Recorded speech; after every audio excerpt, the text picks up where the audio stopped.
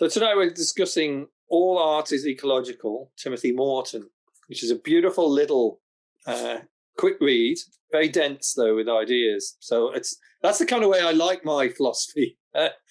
Very, not the big fat tome of translated German, but the really quick philosophy. It's great. You alerted me to this, as is often the way, and it's very stimulating. It's beautifully written, which is a big plus. When we're discussing these ideas, it's really good to be discussing something that's entertaining and lucid. And my rule of thumb on philosophy is that, okay, philosophy it is inherently difficult around the boundaries in a sort of Wittgensteinian way when you're chasing an idea and it's at the very edge of what can be said, then it is going to be somewhat obscure. But I also think that when people really know what they're talking about, they write well, and because they grasp the illustrative idiom, the image, they know what they're talking. Whereas the people who are blagging and want to be seen to be erudite but aren't, that they tend to write in a very clumsy and obscure way. So this guy knows what he's talking about, and he's writing clearly. He's making his concept very clear. But once again, I think you and I might be slightly less. I'm going to be slightly less enamored of him than you. And I'll just say at the outset that he doesn't believe in black and white. He doesn't believe in ones and zeros. He's very, very keen on the middle, on truthiness, which is a word he likes to use. So not truth. Truth as a yes/no concept. He doesn't think that's how the universe is. He thinks in terms of truthiness. And I think this is going to manifest at several points in his argument. There will be points at which I would say, hang on, there are tipping points here. There is a one-way gate here, whereas he wouldn't say that. So, we can come down to the actual topics he's concerned with going through the book. But I just want to flag at the outset, methodologically, that's where I'm going to be differing with him over the question of this fuzziness versus distinctness. So let's jump in there, and you may find yourself there's two essays in All Art is Ecological, and one of them is called and you may find yourself living in an age of mass extinction. And Talking Heads is the reference, and he likes his Talking Heads reference.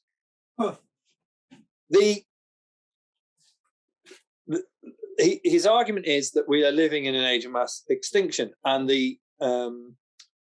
it might not feel like it, because when we look back over 4 billion years of Earth history, there's been 5 mass extinctions, but on a timeline they look like spikes, and you think, oh, it must be terrible to be living in a spike. But when you understand geological time properly, these spikes are themselves tens of thousands of years long.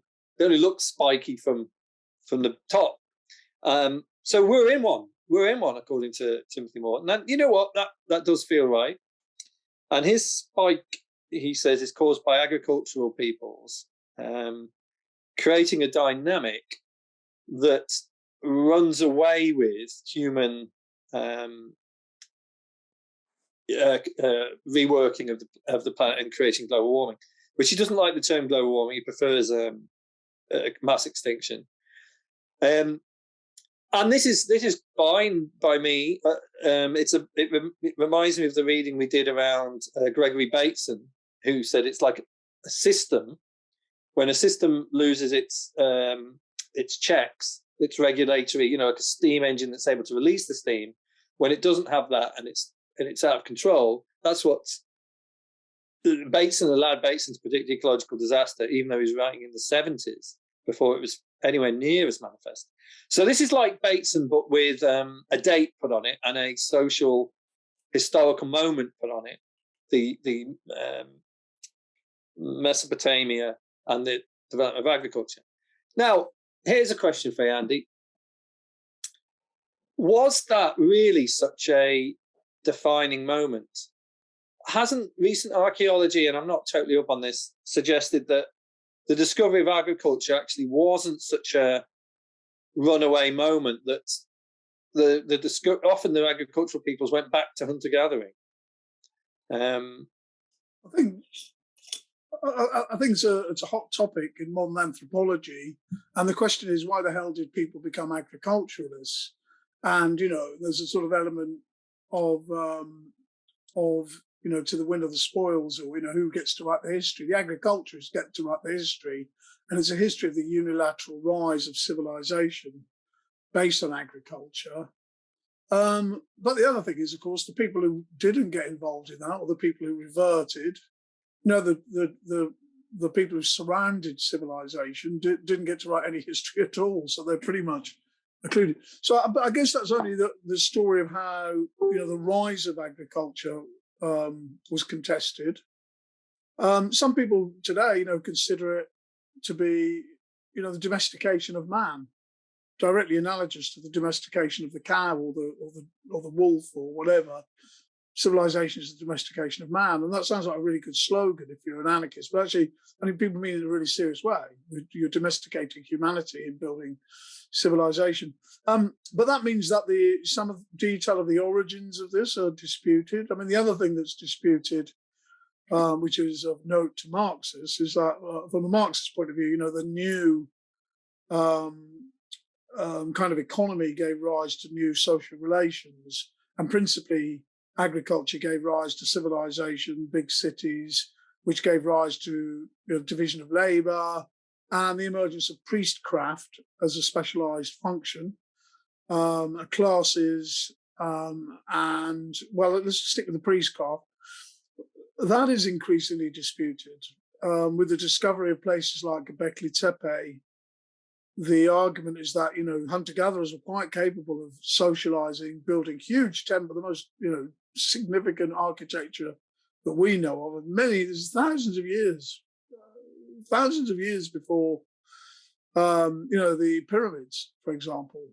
And these are massive constructions built over many years. And actually, let's not get into Göbekli Tepe, which is an amazing place. But all of that says that the origins myth of agriculture is hotly disputed, but it still remains obviously a massively significant moment, however you judge its origins. And David Graeber has talked about, those who were excluded by civilization, the history of the, hunter-gatherer tribes surrounding it, and all of that conflict is of great interest. But doesn't change the fact that we live in. I mean, Timothy Morton, the author of this book, seems to use agriculture as a shorthand for civilization. I mean, that's how significant he thinks it is, and I think that's reasonable. Actually, I think it's all the modes of thought we're familiar with. When I say familiar with, I mean not through reading anthropology, but ourselves in our experience. I think are all derived from that. Well, now, possibly at some sort of very meta level, but to see where we're at now as the playing out of that moment over the past 12,000 years is to lump very different kinds of societies together.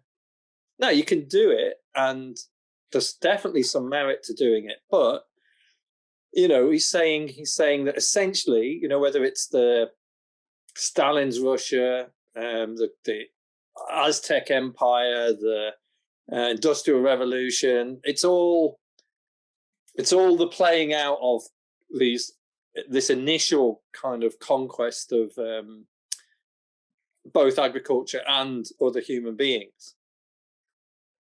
So we can do that, but it's missing turning points. And I'm a socialist. I think that there's still a possibility of humanity rescuing itself through internal revolution. and that's not actually I don't think Timothy Morton's schema would really allow for that. Yeah, I think that's ironic though, because that rescuing of history by itself, history puts right, and we all go back to a primal stage of communism as it was in the beginning, is exactly the output of an agricultural society. It's exactly the Christian viewpoint. What's new about Christianity is, previous societies had essentially argued that time is either, or history is either just a constant decline. There was a golden age, and we live in the wake of it. But it's receding every year. And then there's the sort of the cyclical view of history, which is that we also live in a declining age, but it will ascend again, but then it will decline again. And that's the view of, the Vedas and of Nietzsche and so on, a cyclical view.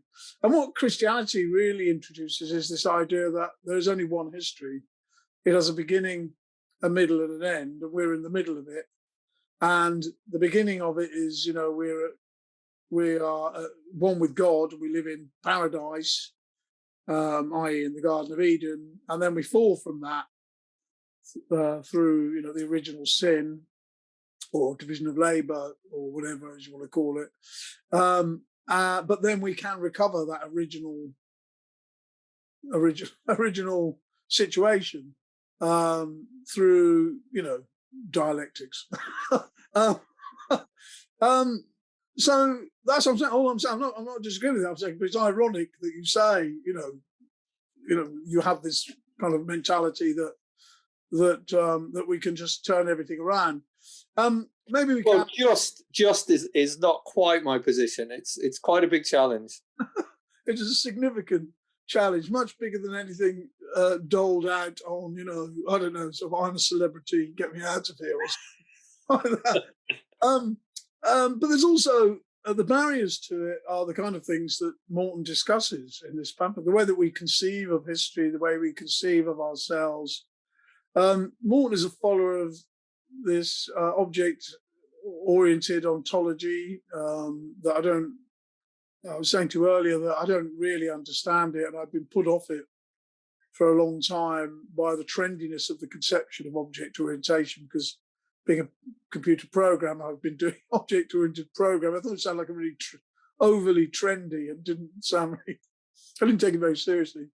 But reading this pamphlet, I actually got quite interested in not the specifics of OOO, but the kind of elements of it that are borrowed from Heidegger and whatnot. And talking about temporality of concepts and things like this. The long and short of it being that I think what Timothy Morton shows is that how in our current state we are utterly, utterly unprepared for climate emergency, mass extinction, and that there's something really that's not a propagandistic point. We ought to be more aware, because we all know that that's constantly what we're told about global warming. But his point is much more profound than that. That we are really at some level incapable of understanding that as a matter of fact, if you know what I mean. Now, he has his own concept of hyper objects, where he says some things are hyper objects so vast in scale that we simply can't comprehend them. And the Anthropocene would be such an object, for example. He gives lots of other examples, plastic, the history of plastic, all the plastic bottles that have ever been, all the plastics, where they are, their history, their interaction with humanity as an object itself, but a hyper object, and therefore inaccessible to us in many ways. Well, I guess that would be anathema from a Marxist point of view, in which there's no mountain that can't be climbed, given human ingenuity and so on. And I also thought that this concept of a hyper object was a bit, it was like branding on his part. I mean, I don't want to get into the particular concept, but the nub of what he's trying to argue there struck me as true. We have a deep and systematic difficulty with understanding our predicament regarding environment, and that's not because of misinformation from the news or anything like that, but it's a profoundly human problem. Yeah, not just human. He's a great fan of seeing animals as sentient and possibly even objects. No, I think you're right. So he's very clear that this pamphlet is not like a slap in the face. Come on, the climate's an emergency. It isn't like that. In fact, he kind of resents that sort of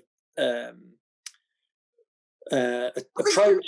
He's arguing that one meme that crops up between us, one idea, tiny idea, is just that some things you can spot as ideological because they are yes or no, actually, oddly enough, given that where you started, because they are a big yes or a big, you get this or you don't. And you know you're caught in some sort of ideology when the threat of climate change is so massive that you just, you just can't conceive of it. So everyone sits around slapping each other in the face, saying, wake up, spot how big this is. And in a sense, I think it's quite important for us not to give the impression that what he's saying is that it's like PR advice. If those of us who want to save the environment want to be more effective, we need to, calm down a bit and stop abusing our audience and shouting at them. I don't think he's saying that at all. I think he's saying that, in a sense, the good news is that all or nothingness about it is an illusion, and we are in nature. And he gives few examples of his relationship with his cat and things like that.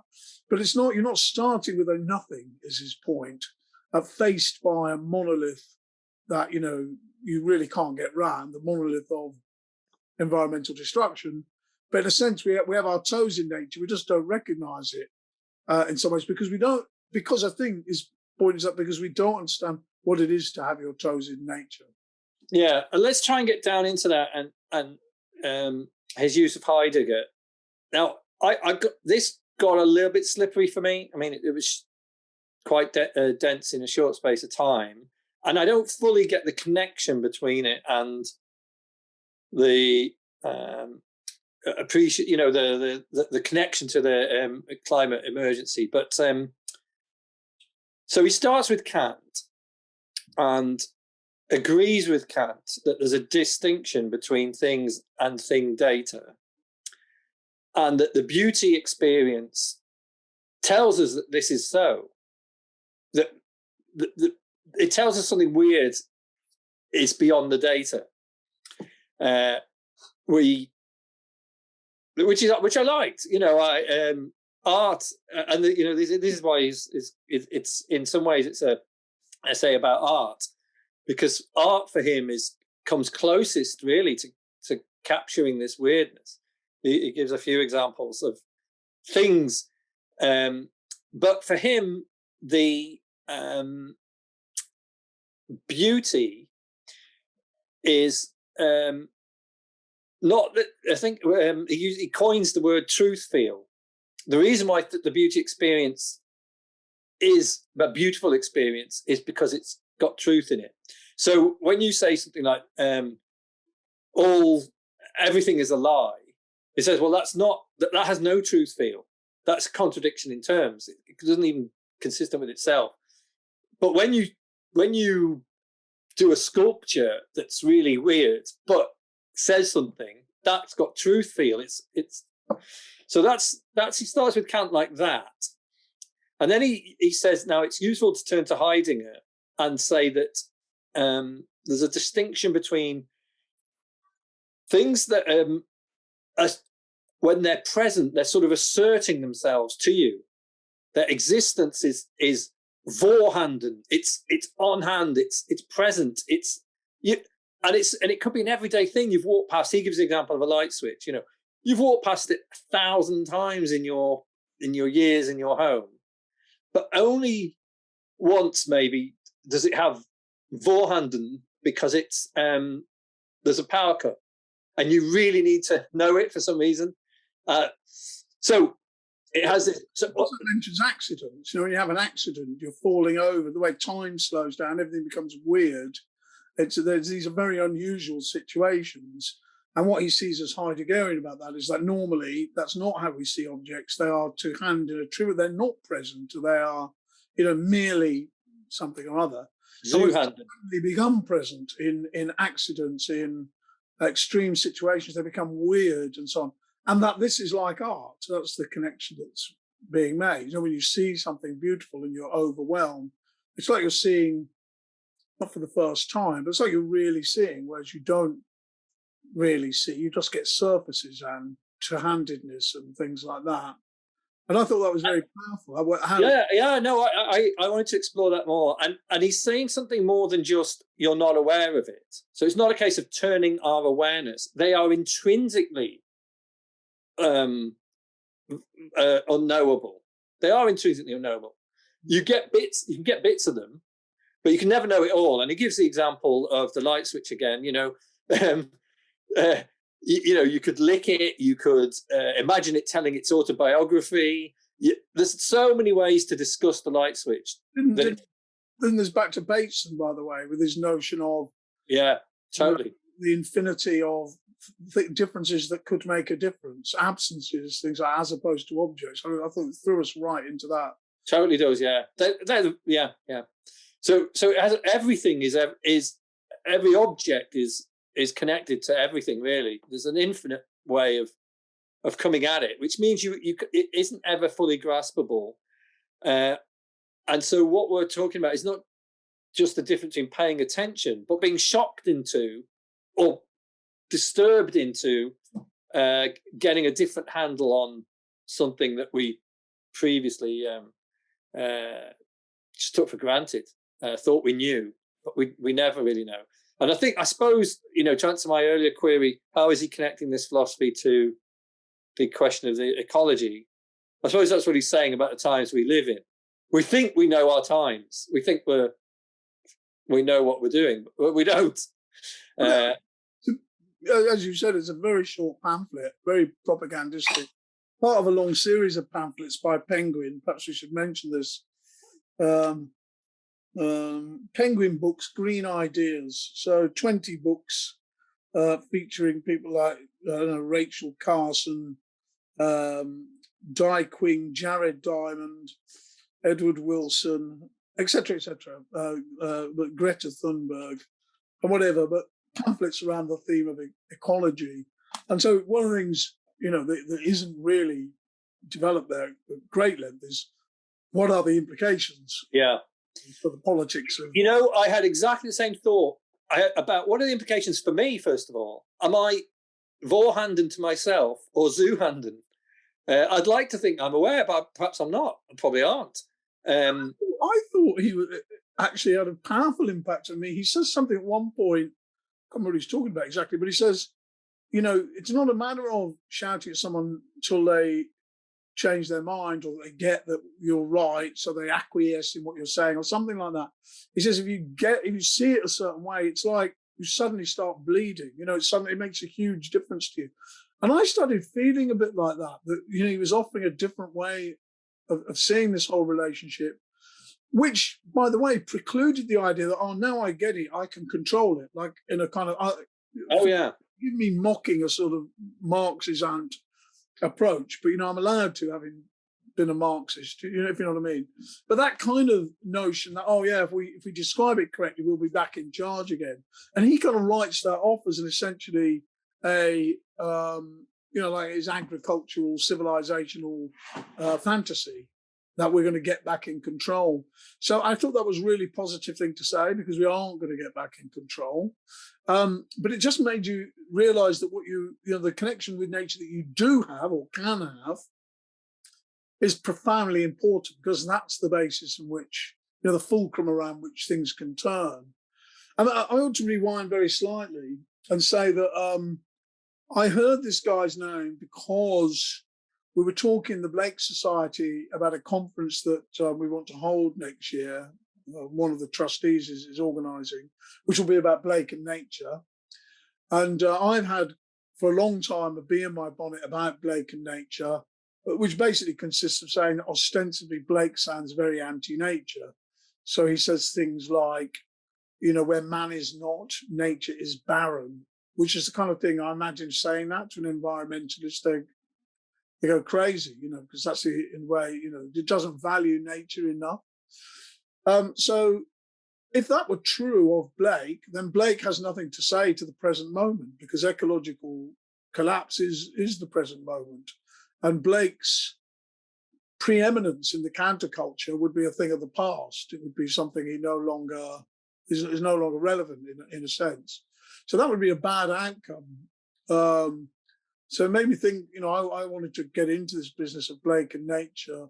And so one of the other trustees involved in organising this thing mentioned Timothy Morton as someone who's going to speak. So I've sort of set it as a problem for myself to try and understand Blake and nature. Morton's name was mentioned, so I just grabbed a book by him. I think you'll have found this quite fruitful. Right. It might not be the answer to where Blake's coming from, but here we're seeing somebody who wouldn't have a problem with that idea, that because he's not he's arguing something that's deeper. So Morton's priority or giving preference to the beauty experience, I think also fits with our reading of Mark's Psalms. We had a discussion around what it is to be conscious and a being, and a neuroscience book. So, not especially obviously in this territory, but it struck me that they have this in common, that Psalms sees that we have feelings before we have our consciousness, and that, the cortex that we're used to imagining that our self resides in, turns out that you can live without it. You can be a being without it. And then for Psalms, the conclusion is that birds and animals, because they have feelings, have being, have consciousness. And that's also what Morton thinks. Morton said reality is accessed by a badger as much as by a human. And for the similar reasons to Psalms, because it's about feeling. He hasn't necessarily read Psalms. He's not necessarily thinking there is this bit of the brain that feels even before you've thought, and that this bit we share with ancestors going back not just through mammals but right the way back through to birds. So the Morton is very keen then on a fuzzy kind of appreciation of the fuzziness of everything, that everything is to be a being, to be conscious isn't the same thing as being present. It's more of an artistic experience than that, and that's maybe an angle that's going to work with Blake. I'm very struck by the similarity to Bates and about different levels of systems within systems, and they're all out there. It's all compatible with the many minds, And Blake's, how do you know but that every bird that cuts the airy way is not a what's it called? Now I've forgotten that bit. But God, it's shameful for a Blake expert. And the fly. Do you remember the fly one that you're swatting away? And it's swatting away the fly. I remember. But anyway, every bird that cuts the airy way is not a centre of immense delight. Is the idea. And so he's often humanizing. He isn't humanizing. He's often recognizing the experience of animals, and he does the same in fly, which is something that obviously, in terms of the way we can contemporaries think about nature, is like somehow that sits at the other end of his observation that nature without man is barren, because the fly is without man, but clearly not barren. The bird that cuts the airy way can be without man, but isn't barren for all that. But why should this surprise us? Because we talk blithely about aesthetic experience, and of course, the word aesthetics has been so degraded because for many people it means go to an art gallery, But aesthetics is perceiving nature. That's what aesthetics is, as opposed to anesthetics, where you don't perceive nature. Yeah, and look, let's maybe use that to push on Morton's argument and get another level. Then, so he goes back to Kant, and he says about the difference between the real and reality is a bit like the difference between a musical score and the actual music. And I suppose this could be the difference between a barren nature and a realized nature as well. And then Morton scoffs in one-liners at Hegel for saying that spirit is so something has to realize the real, something has to turn the score into the music. Freud, Nietzsche, and all these enablers, these people who make being present, not people, but the forces they propose. So class, libido, will to power. The will to power. The real is real because I have a gun.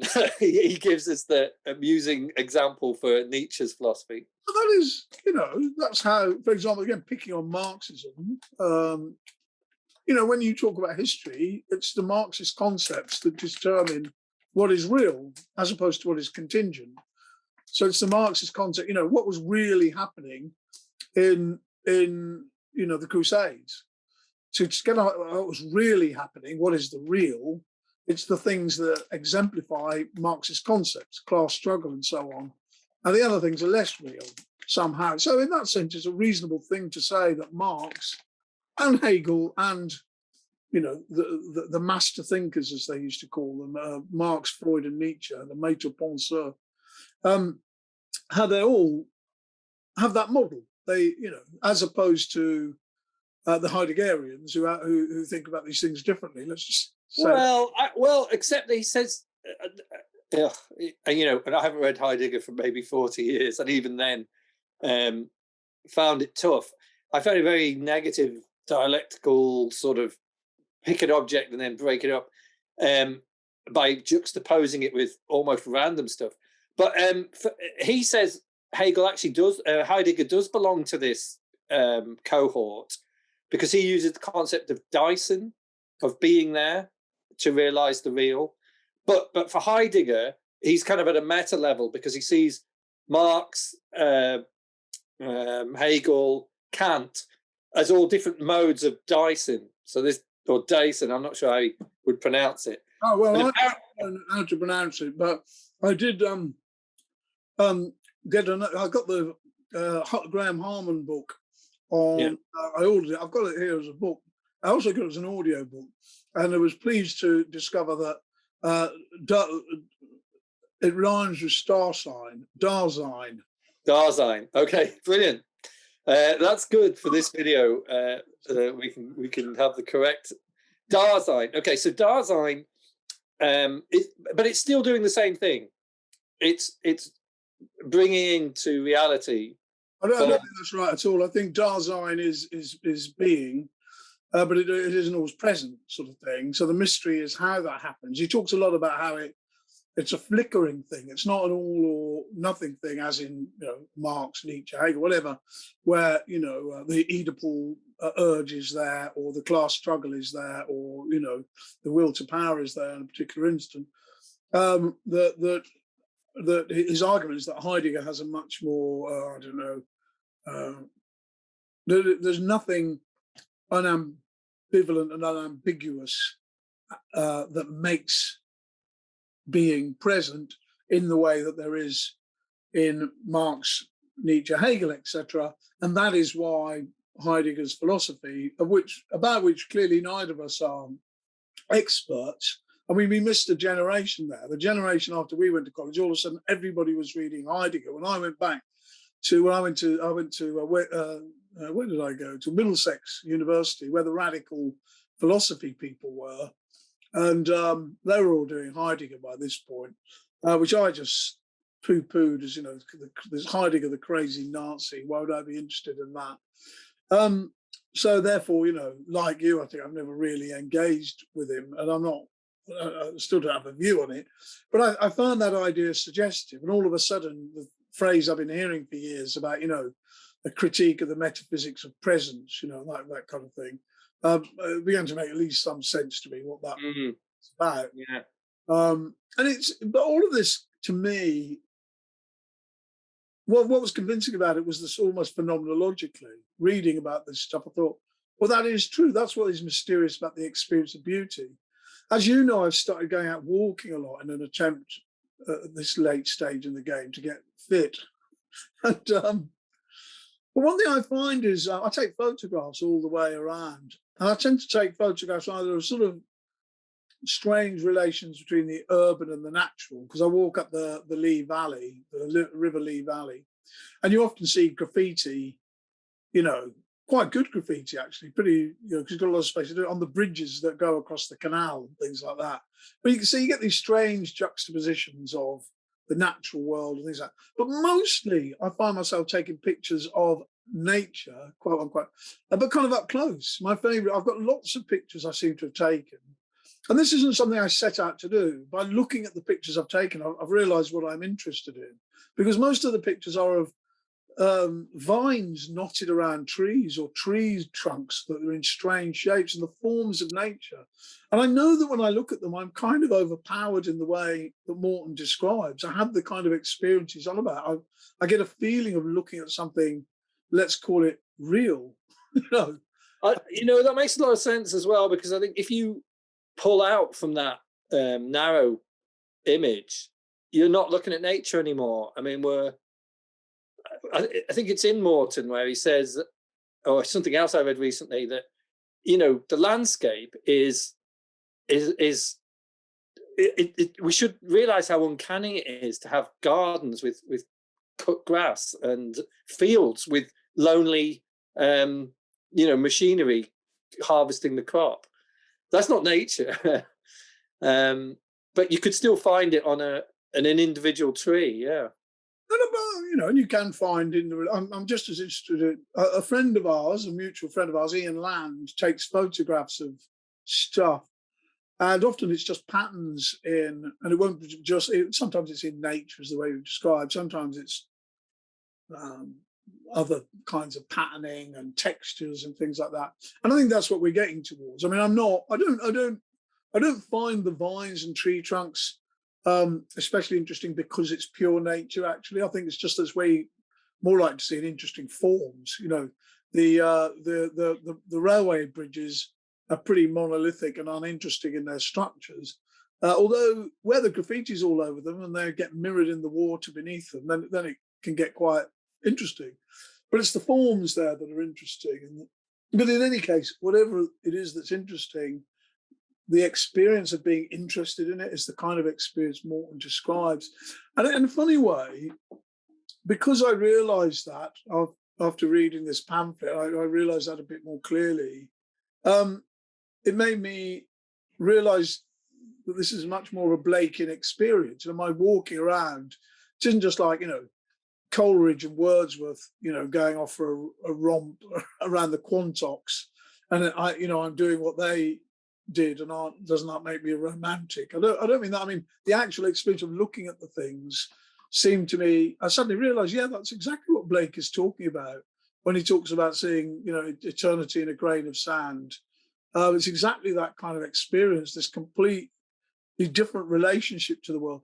And once you recognise what currency that is, that's the kind of currency we need to get out of this hole, a lot of things become much clearer in the way that he described in the book. All of a sudden, once you cross that threshold, there's some things you don't want to do anymore. Like for me, I became much more, I realize it's not supposed to be a sliding scale, but I became much more of a vegetarian this week once I crossed that line. I suddenly realized I'm not only, you're getting there. Yeah. It pushes you. How can I put that? The whole dynamics of our meetings, from Bateson to Solms to this, is vegetarianism. There's a lot. I mean, but we've never disagreed over the status of animals. No. We talked about this, so the argument isn't really about that. It's about if it's an argument at all, it's about something else. Part of what I felt about that was that against the alarmism of, if we know, unless we all stop eating animals, we're all going to die. That kind of thing, which I've always found unconvincing. No, that's not convincing. But it's more like the void comp test, Andy. You see a spider struggling in a basin. You could wash it away. It's in your way. You want to put the cold water on, and it's there at the bottom. What do? Don't talk to me about that, because I've got a skylight above me. Whenever I open it, flies get in, and I can't kill them anymore. I mean, but to be honest, they're trapped in here anyway. Even if I leave it open, they never find the way out. So they're all just dead in the corners of the room, as opposed to me swatting them or putting them in the bin. So I don't suppose it amounts to much anyway. But I'm not inclined anymore to swat them, even when they land on my head, which is deeply annoying. We're not supposed to like insects, except for bees, obviously. But yeah, I mean, sorry, perhaps we ought to focus out a bit. But I mean, you're right. That's one of the constant themes here. But in terms of appraising this Morton book, I suppose I suppose that I said to you before we started this talking, for the record, I said that I felt that I probably wanted to revisit this discussion about Morton, because some of it's only just beginning to sink in with me. And in a way, what was sinking in wasn't specific to Morton. It was just what he was saying about Kant and Heidegger, which I should know anyway. I said, in theory, I know this about Kant, but just in reading him talk about it again and focusing on the nature of the experience, it suddenly made me realize that language is entirely commensurate. It's a language you could use to talk completely consistently about Blake. And therefore, there's my bridge for defending Blake, is that, all art is ecological. Blake is deeply, deeply ecological, because he's the supreme philosopher of art, or visionary of art. Art, Christ is the imagination is the body of Christ. I mean, he couldn't be more. You couldn't put the aesthetic experience more up front, except, of course, to him it's an experience of the imagination, not strictly aesthetic, because the aesthetic is about senses, and for him, the senses just are a portal onto aspects of the soul. They're not portals into another thing, nature. But that's all a big jumble of ideas. But yeah, well, for me, some ideas sort of knock together and form something the beginnings of a consistent picture, perhaps. I'm not mediating this through Blake, so I'm. For me, the sort of hot take, the summary that I got from it is that we don't appreciate how uncanny it is to be in an era of mass extinction. We normalize it, and not because the media or the ruling class have normalized it. It's not a conspiracy. It's fundamental to how reality is. That it's so easy to not appreciate how weird reality is, and by not appreciating how weird reality is and what being is, we can't appreciate what it is to be in. And the juggernaut that's coming towards us, he says, if we probably crossed the tipping point anyway, and that's the next. We're talking about the next 100,000 years. We're not talking about a few years. It's not like anticipating a bill that you don't want to pay, and you're worried it's going to arrive, maybe this week, maybe next week. We're talking about scales of time for which our mind isn't adapted to work with. And hence all this stuff about hyperobjects. So, of course, we're at a bit of a loss as to how to think about this, because it's not a problem in production that a Stalinist 5-year plan can fix, albeit that our leaders, keep meeting to just try and come up with 5-year plans. But that approach, the engineering approach, is irrelevant. It's like, I don't know, it's like going to a gunfight with a flick knife. It's completely the wrong fucking approach. So I think he gives you some good views into that. But of course, none of that. I didn't see anywhere where he said, and therefore, if we did this, we wouldn't be facing that crisis. I don't think that's on the agenda anymore. He didn't have an extraordinary, strange passage where he talked about, it's a bit like the stages of of grief that you go through on when a loved one dies. He had the stages of reaction to. Yeah, that was really interesting. Yeah, and I think he has a positive note. It's not all pessimism. He talks about the ecological society to come. So he sees a post, 100,000 years from now, he sees something that still has humans in it. And he talks about dark ecology. Do you remember the thing about Tibetan Buddhism has this, when you die and before you get reincarnated, bardo, yeah. And he says a lot of sort of green politics is about trying to slap us out of the bardo state, which is very damaging because the state is what's real about the ecological situation we're in. He thinks we're in a bardo state. He also rejects. I thought it was interesting because he could be accused of saying, "Well, we can't solve the problem. It's simply a sort of defeatism." And it's absolutely not that. But one of the comparisons he makes is with an author I've mentioned to you, Paul Kingsworth, who wrote a really interesting. I really enjoyed his novel, The Wake, which I think you would absolutely love. It's written from the point of view of an Anglo-Saxon after the Norman invasion, leading some resistance, or is it? Yeah. In the marsh, in the marshes in Norfolk, but he also is the head. It's on that shelf, I think. Actually, now that you mention it, it's above my head. But I have it. Herod the Wake. Yeah, I read it. I loved it. Really great book. Really great book. He also leads a political project called Dark Mountain or something like that, which is about we are utterly fucked, and all we can do now is retreat. I think the last time I got interested in his project and I joined their mailing list, but the last time I got anything from them, they were teaching people how to ferment tea and make their own kombucha and things like that. So I didn't really get the big picture with them, and I didn't bother with them much. But it is essentially a philosophy of it's done, it's all over, we're fucked. I don't know. And that is clearly not what Morton is arriving at. He's just trying to arrive at a completely different attitude, but not one that will put us back into the civilizational. No. Marxism. Yeah, there was a sort of. I know you have a critique of the Enlightenment, and I think Morton does too. He probably share that kind of sense that he thinks things went wrong when agricultural people distinguished between human and non-human, but I think he'd also agree that the ultra science new atheist course is very harmful for appreciating where we are. Miserable about mosaic religions and basically monotheisms, which he seems to see as not only as a product of agricultural civilization, but a necessary correlative of them, which may or may not be true, actually. But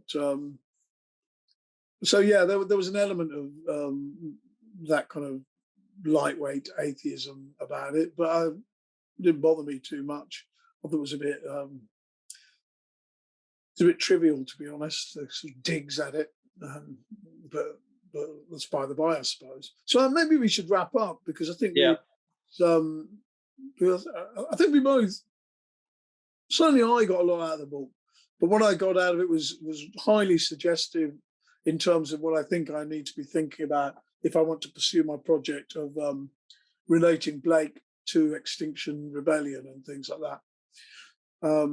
So I found it very, very promising. Maybe we talk about it again in future. Well, actually, more likely we'll talk about something to do with that Blakein project in future when I've got it a bit more together. Are you finishing? Yeah. We good? We're good.